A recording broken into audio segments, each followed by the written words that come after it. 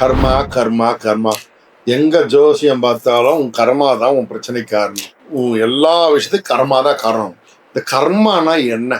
இது யார்? இது எங்க இது வருது? இதை முதல்ல தெரிஞ்சுக்கிட்டாலும் சரி பண்ற விஷயத்த நம்ம தெரிஞ்சுக்கலாம். ஓகேங்களா? சைராம் வணக்கம். என்ற தினம் சிறப்பான தினமாக அமைய என் வாழ்த்துக்கள். அகம் பிரம்மாஸ்மி.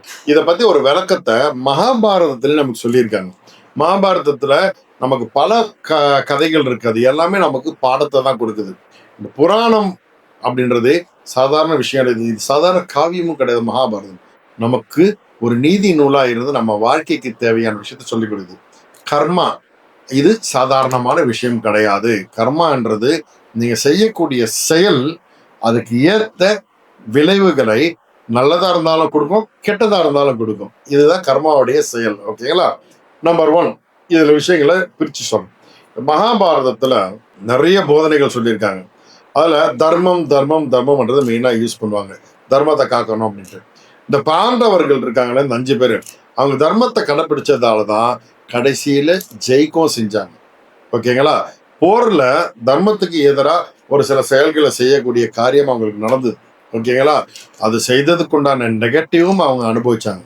திருதராஷ்டிரர் இருக்காரு இல்லையா, அவரு நீதிக்கு அப்படியே ஆப்போசிட்டா அவருடைய சகோதரனுக்கு கிடைக்க வேண்டிய அந்த சொத்தை அபகரிக்கணும்னு நினைச்சதால, அதாவது கூட பிறந்தவங்க சொத்தை அபகரிக்கணும்னு நினைச்சதால அவரோட வம்சமே அவரை விட்டு போச்சு. எல்லாம் உயிரோட இறந்தாங்க. இவர் மட்டும் உயிரோடு இருந்த பார்க்கக்கூடிய நிலை இவருக்கு வந்தது. இது ஒரு மிகப்பெரிய பாடம் இல்லையா? அதே போல சூது விளையாடுறோன்ற பேர்ல கேம் ஆடி ஒரு இழப்பை வர வச்சது கடைசியில அவருக்கே ப்ராப்ளம் ஆச்சு. இறுதியில தர்மம் தான் வெல்லும். இதுதான் விஷயம். ஒருத்தங்க சொத்தை அழிக்கணும்னு நினைச்சா அது உனக்கு பாதிப்பை கொடுக்கும். இது முதல் விஷயம். இது கர்மாவில் ஒரு செயல். அடுத்து, ஒரு பெண் அவமானப்படுத்தினால் அது உனக்கு ரிவர்ஸ் அடிக்கும். பாண்டவர்கள் தங்களுடைய குழந்தைகளை பருவத்துலலாம் காட்டுலலாம் வாழ்ந்தாங்க. அதனால காட்டுல வாழுது அவங்களுக்கு பிரச்சனை இல்லை. ஆனா அவன் பொண்டாட்டி அவமானப்படுத்தினதை அவங்களால தாங்கிக்க முடியல. ஸோ பாஞ்சாலியோட ட்ரெஸ் அவங்க எடுத்தது தான் மிகப்பெரிய ஒரு பிரச்சனை ஆச்சு. அதை பழி வாங்கறதுக்காக தான் இவ்வளோ பெரிய போரே நடந்தது. இவ்வளோ பெரிய சண்டை. அந்த அதோடைய விளைவு என்ன? கடைசியில யார் தப்பு பண்ணாங்களோ அவங்க அழிஞ்சாங்க. ஸோ குடும்பத்தில் பெண்கள் அவங்களை அவமானப்படுத்தினால், அவங்களை அசிங்கப்படுத்தினால் அதோடைய நெகட்டிவ் உங்களை அழிச்சிடும். இது 2வது. 3வது, அமைதியா இருக்கிறதும் சில நேரங்கள் தப்பு தான். ஒரு பிரச்சனை குடும்பத்துக்குள் நடக்குதுனாலும் ஜாக்கிரதையா இருக்கணும் அப்படின்னு அது மகாபாரதம் எப்படி சொல்லுதுன்னா, இந்த அஸ்னாபுரத்துல அந்த சபையில பாத்தீங்கன்னா கர்ணன், பீஷ்மர், ஓகேங்களா, அது போல பெரிய பெரிய ஆட்கள்லாம் இருக்காங்க.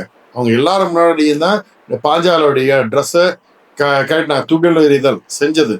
ஓகேங்களா? அந்த இடத்துல அவ்வளோ பெரிய அநீதி நடந்தும் அதை ஏன் தர்மத்தை காப்பாத்திக்கிறேன்னு அவனுடைய சுயநலத்துக்காக அங்க வாயை மூடிக்கிட்டு இருந்ததாலதான் கடைசியில அவங்களும் இறக்கக்கூடிய நிலை வந்தது. வாயை மூடிக்கிட்டு இருந்தாலும் தப்பு தான் சில இடங்கள்ன்றதுக்கு இது ஒரு எடுத்துக்காட்டு. 4வது பாத்தீங்கன்னா, போர்ல 2 பக்கம் ஒரு துரோகங்கள் பண்ணி பிரச்சனைகள் பண்ணாலும் இழப்பு 2 பக்கமும் தான் இருக்கும் அப்படின்றதுக்கு பல எடுத்துக்காட்டுகள் இருக்கு. அதுதான் இந்த மகாபாரத போர் நடக்கும்போது 2 பேரும் கொஞ்சம் யாராவது விட்டு கொடுத்துருந்தாங்க, பிரச்சனை சால்வ் ஆயிருக்கு. ஆனா 2 பக்கமும் சண்டை போட்டதால 2 பேர் பக்கமும் லாஸ் ஆச்சு.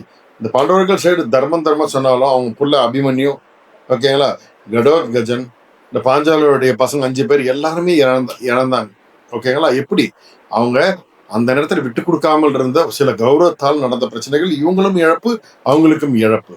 ஓகேங்களா? அதனால சில நேரங்கள் குடும்பத்துக்குள் விட்டு கொடுக்க வேண்டியது அவசியம். 5வது பாத்தீங்கன்னா, வெற்றி கிடைச்சிருச்சு, அப்போ நம்ம தான் ஜெயிச்சிட்டோம் அப்படின்னு நினைச்சாலும் அது நிரந்தரம் கிடையாது. ஏன்னா இந்த பாண்டவர்கள் ஜெயிச்சிட்டாங்க, எல்லாம் பண்ணாங்க, அப்புறம் ஆட்சியை கையில வந்துருச்சு. ஆனா சுத்தி கூட ஒருத்தனும் கிடையாது. ஏன்னா சொந்தக்காரன் அத்தனை பேர் செத்து போயிட்டான். தனி மரமா உட்காந்துட்டு இருக்கா. என்ன பிரயோஜனம் இருக்கு? ஓகேங்களா? அவன் சொந்த அண்ணன் கர்ணன், அவனும் செத்து போயிட்டான். எல்லாரும் செத்து போயிட்டாங்க. எல்லாத்தையும் இழந்து நான் மட்டும் வாழ்ந்து என்ன பண்றது அப்படின்னு தெரியாம கடைசியில அவன் பேரை பரிசுத்திட்ட ஆட்சியை கொடுத்துட்டு அவங்க காட்டுக்கு போயிட்டாங்க தவம் பண்றதுக்கு. அதாவது விஷயம் என்னன்னா, குடும்பத்துக்குள்ள கேம் ஆடி இப்ப நிறைய நடக்குது இல்ல, குடும்பத்துக்குள்ள கேம் ஆடுறது, சண்டை போடுறது, பிரிக்கிறது. இது பிரிச்சு கடைசியில பிரிஞ்சதுக்கு அப்புறம் நீயும் தனிமரமா இருப்ப, அவங்க தனிமரமா என்ன இருக்க போகுது? தனிமரமா இருந்தா என்னத்தை பண்ண போறோம்? அவங்களுக்குள்ள போட்டி பொறாமைகள் ஆடுறதுக்கு. அதுக்கு ஒற்றுமையாக இருந்தால் சிறப்பான வாழ்க்கை வாழலாம். இதுவும் தர்மத்துக்கு உண்டான ஒரு விஷயம்தான். இதுவும் ஒரு வகையான கர்மா தான்.